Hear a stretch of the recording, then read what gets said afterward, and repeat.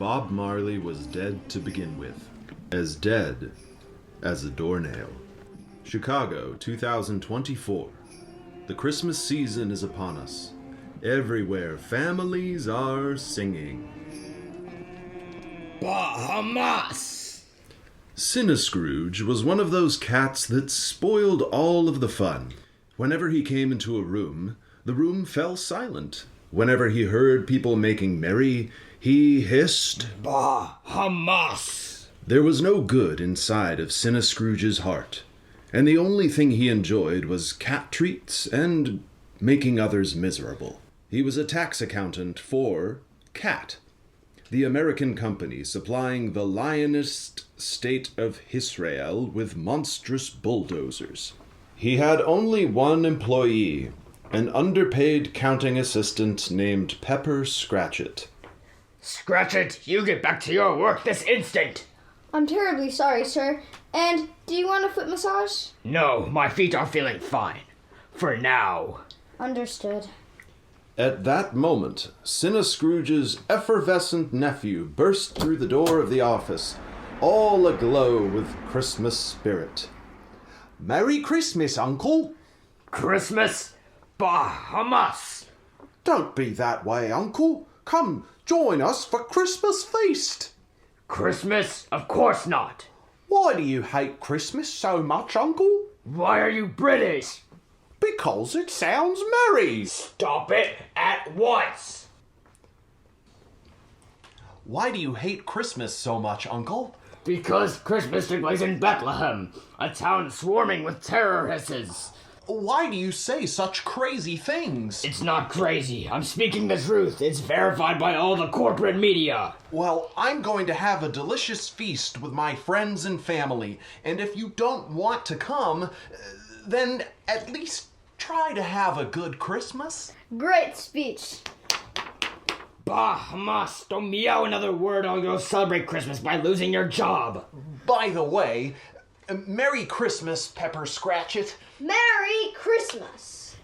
Bahamas, how dare he speak to me about Christmas and fun. As if the door could not sit still in its frame, it opened yet again. This time to admit a young volunteer seeking contributions for a certain humanitarian aid organization. Mr. Scrooge, may I ask of you something of a serious matter? What is it? I am here to raise awareness for the genocide that Israel is carrying out on Palestine. I'm going around asking for donations to save starving children.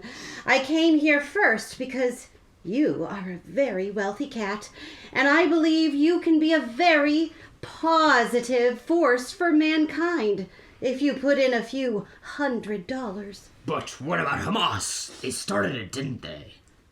The genocide started almost a century ago, and every meaningful attempt to enforce international law has been blocked or evaded. History has shown them that no one is coming to save them, and if they don't fight back, they'll die. Well, if they can die, they better do it as to decrease the surplus population. Then, after my D9 bulldozers clear the land, I can finally build those beachfront condos. Well, if you should ever have a change of... I will now head back to my lair and feast upon a can of salmon and put my face to the wall. Scrooge lived in a kind of place where his blackened, shrunken heart felt at home, dark and hidden. Every room was filled with corners into which he could stick his face and block out the sight of anything beyond the narrow lens of his impoverished conscience. After a supper of cold salmon pâté, Scrooge made himself into a loaf in one of his favorite corners, when suddenly, mysteriously, music oozed in through the drafty cracks, bringing with it an all-too-familiar voice. Cinnamon, where you gone run to? Ah! It is the ghost of my old associate, Bob Marley. In life I was your partner. In death, man, I served Jah, the Redeemer. Why don't you play the drums no more, sinner man, but only work for Babylon and call yourself Scrooge? Reggae music is for children, and I have important accounting to do for a cat. My life is cat, and my name is Scrooge. Sinner Scrooge. You're not real. This is but a dream. Dream or not dream, Scroogey babe. This visitation is to warn you of things ye shall face ere the night be true. What are you on about? Pon the next 3 nights, when the bells strike 1, ya shall be visited by 3 spirits, man. 3 little ghosts, each by your doorstep. Can't I just meet them all 3 at once and get it over with? You don't work like that, Scrooby-Doo. That not leave no room for a proper narrative arc. Bahamas! The spirits shall teach thee the error of thy ways, man. Look to it. Pon when the bells strike 1, look to be visited. Save thy soul, sinner man. Bahamas! Save my soul? What a load of dirty litter. I shall sleep away this vision and dream of Israel. His head seemed to have barely grazed the pillow, and his snore scarcely to have begun to rumble, when bells upon bells rang in the air, as if the room had been overrun with country churches. Bahamas! Those bells are just a bit of undigested catnip. As swiftly as they had chimed, they ceased and sounded no more. Nothing but a bit of undigested catnip. You speak of a past meal. I am here to show you Christmases, which have already come to pass. Allow me to introduce myself. I am the ghost of Christmas past. Ghost? Bahamas! You shall but touch my hand, and together we will travel to the past. But I never travel. I am bound to catch cold. Come. With a flick of her wrist, Christmas Past picked up Sinner Scrooge and carried him like a cradled baby as they flew over Chicago.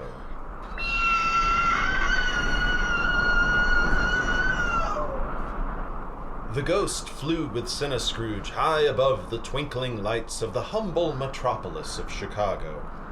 They descended to the street and passed through the walls of a certain animal adoption center.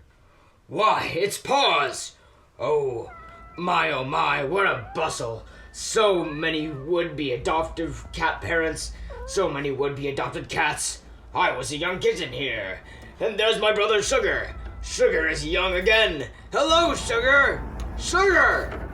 Can Sugar not hear me calling to him? These are but shadows of the past. They cannot see or hear you. I was such a shy kitten here. Sugar was the most social kitten at the shelter. If it weren't for him, we would have never been adopted. He was always working the charm. And look, here they come, our first family. They adopted us as a pair on Christmas Day. These 2 have made you suddenly quiet. They were the first people I came to trust. I loved them dearly for many years, until the year they had a young one of their own.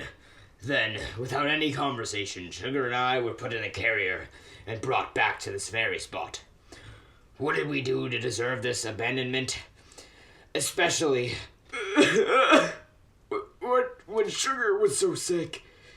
They abandoned a dying cat and his pathologically shy brother. I hate this place. Please, Spirit, take me away from here. I don't want to think about it anymore. Very well, Cinnabon Bun. Do not call me that! I'm back. It was but a nightmare. But his relief did not last long, for there appeared just then a new ghost with a jolly, if somewhat addle-brained temperament. Ho, ho, ho, ho! Who lurks in my home? Speak to me! Come in and know me better, cat. Get out of my house. But I am the ghost of Christmas present. I've had enough of your Christmas ramblings. Exit from my apartment, fool. I'm afraid I cannot. The spirit grabbed Sinner Scrooge by the ruff of his neck and lifted him, like a kitten, from his hiding place. In a flash, they found themselves on a busy Chicago street in the sunlight. Is today Christmas Day? It is, friend. Look at all the people coming home with their Christmas meals to spend time with their family. Also, let me tell you about me. I am the ghost of Christmas present. You said that already. The spirit waltzed along next to a smiling citizen carrying a tray of steaming Chicago hot dogs from Wolfie's. They produced a small velvet sack from their pocket and sprinkled a pinch of its suspicious-looking contents over the tray of hot dogs. What do you put on their dinners, Spirit? Christmas cheer!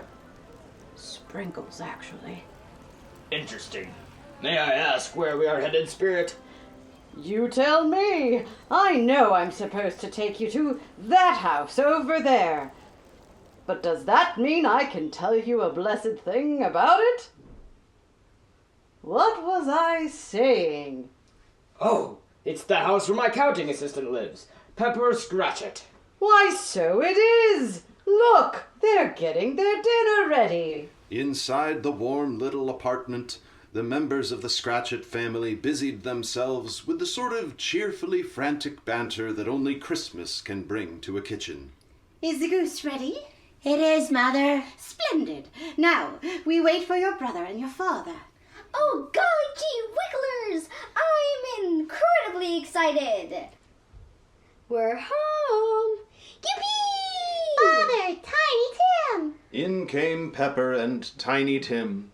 Tiny Tim, with his leg made small and crooked by some mischievous trick of nature, his lungs weak and wheezing. Pepper, come here.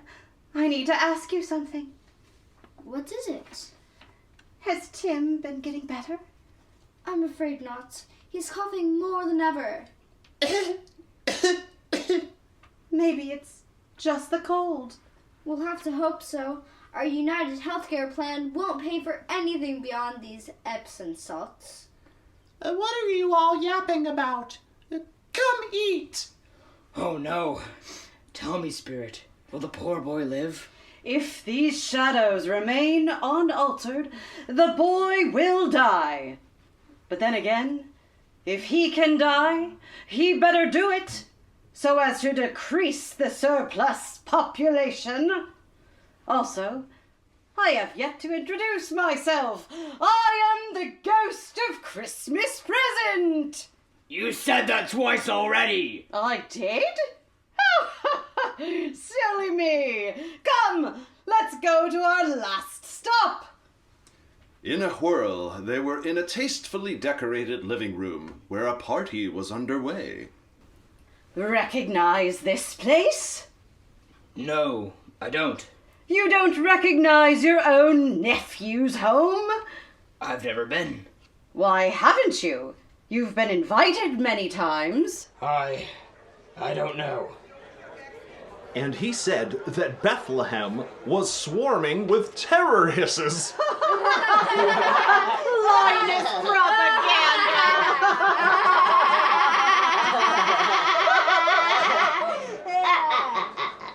How about we play yes or no? I agree. Fred, you start.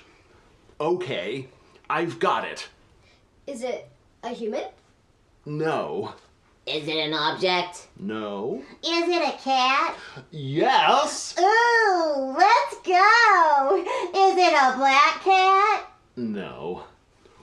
Is it, energetic? No. Is it a boy? Yes, he is. Is he popular? More infamous, I'd say. You can only say yes or no. You can only say yes or no. Is it a stray? Not anymore. That's not how you play. Apologies. My Bahamas to you. Just kidding. Ew, is he orange? Yes. Does he have good morals? Not really. Oh, is he Cinna Scrooge? Yes.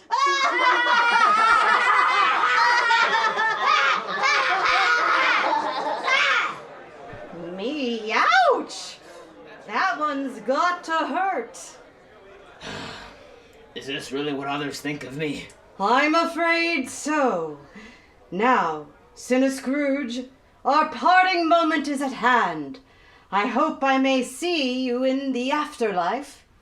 Ominous foreshadowing. Ominous foreshadowing? I have said nothing. Goodbye. No, Spirit, don't leave me like this. Goodbye, Sinner Scrooge. Wait, I forgot to tell you. My neck.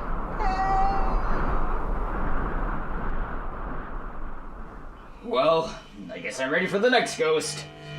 The bells rang once more. This time their rhythm seemed derailed and crooked, their tones dark. One moment the room was empty, and the next a dark figure towered above Sinner Scrooge. Are you the third ghost? The night outside was dark, but not as dark as the impenetrable blackness under the hood of the figure where the face should be. The spirit made no answer, except...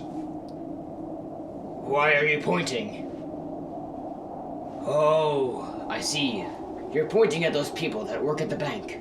So, have you heard the news? Yes, I have. I can't believe he's finally dead. He won't be tricking me into buying any more products supporting the state of Israel. I know. It's amazing to get all his hateful Hasbro out of my head. I can't believe he died on Christmas Day. Serves him right. All those orphan babies in Palestine, children left with no surviving family, their parents killed, their homes flattened by the bulldozers his company creates, and all he can say is, "But Hamas!" I know. It's a wonderful death. Good one. I hear he went at the croak of midnight. Time to celebrate. Merry Christmas. Merry Christmas. Oh, Spirit. What poor cat are they talking about? I mean, what person? I suppose it doesn't necessarily have to be a cat. The dark, strange figure pointed once more, his finger only bones, bright white in the night. A grave? I fear to know the name of this poor soul. The sky had grown thick with cloud, which ruptured with a blinding flash of lightning. If the lightning comes once more, I shall see the name for sure. Oh dear, oh dear, oh dear. Me! Meow!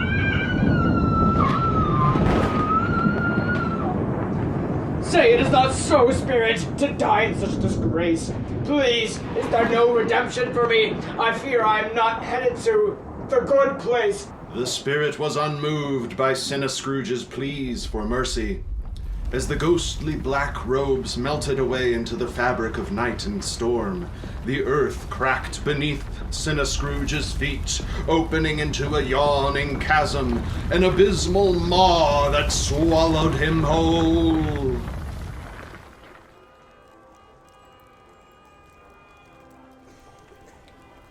It was as if nothing had happened.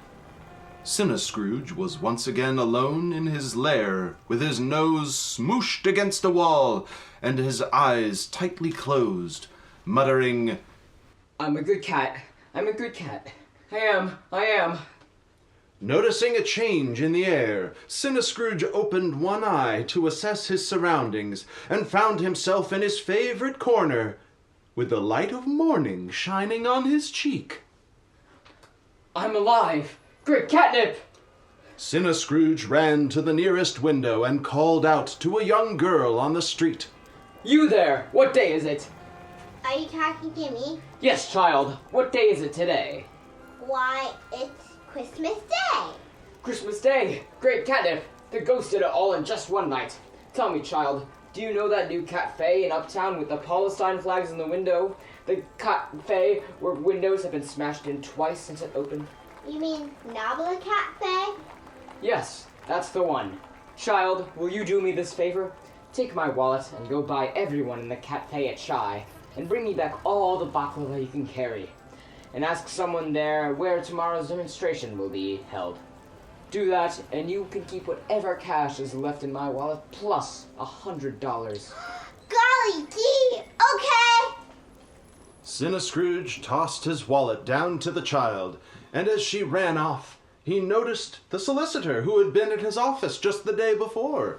You there, the one who wanted a donation for the children of Palestine. Oh no, not you. I'll have no more of your horrid lioness remarks about innocent children deserving to die anymore. Not on Christmas Day. About yesterday, I was sorely mistaken. I myself was a young kitten who experienced loss and abandonment. Who am I to deny the human rights of any child? Come by my office tomorrow. I will have a sizable donation waiting for you. Are you serious? Free Palestine. I guess you are. Okay. Thank you, sir. Thank you. Later that afternoon, Scrooge brought a tower of baklava to his nephew Fred's house. When he arrived at the door, there was a bustle of activity inside. People practicing songs, others painting banners. No one had noticed the stranger in the doorway. Nephew? Uncle? Well, this is a surprise. You are going to the demonstration downtown tomorrow, and I would like to join you. I would also like to help with whatever you are doing to prepare. But first, I have baklava for everyone. The room fell silent, as if a ghost had suddenly appeared. No one seemed to believe Scrooge until he took someone's Palestinian keffiyeh and asked if he could try it on. And as he wrapped the black and white scarf around his neck, he shouted, "From the river to the sea." And the whole crowd replied, Palestine will be free. The next morning, Scrooge was at his office early. Pepper Scratchit was 15 minutes late. You're late. It won't happen again. We were making rather merry yesterday. Making merry when you should have been at work. But it was Christmas, Mr. Scrooge. Should have been at work celebrating your new partnership. What? I will need your help today writing a letter of resignation to Cat. It is terrible what the machines they make do. We can't be a part of that business anymore. It's high time you and I became partners as mutual aid accountants for the Pals of Palestine. And as for Tiny Tim, he will survive. I know it. He will live because I will double your salary and I will take on all of your health insurance costs personally. With any luck, we have ourselves a healthcare revolution any day now. But until then, I will cover every penny. Mr. Scrooge, I'm speechless. And tonight, I hope you and your family will join me at the demonstration downtown. You got it, sir. Merry Christmas, Pepper. Merry Christmas, sir. Scrooge was better than his word. He did it all, and infinitely more. He dedicated his life to fighting imperialism, capitalism, and liberating all. And to Tiny Tim, who did not die, he was a second father. He became as good a friend and as good a man as the world would know. And afterward it was always said of Cinnamon, for that was the name he once had in his merry younger days, and that was the name he carried with him to the end of his days, that he knew how to keep Christmas and keep it well. May that truly be said of all of us. And so, as Tiny Tim observed, God bless us, everyone. God bless us, everyone.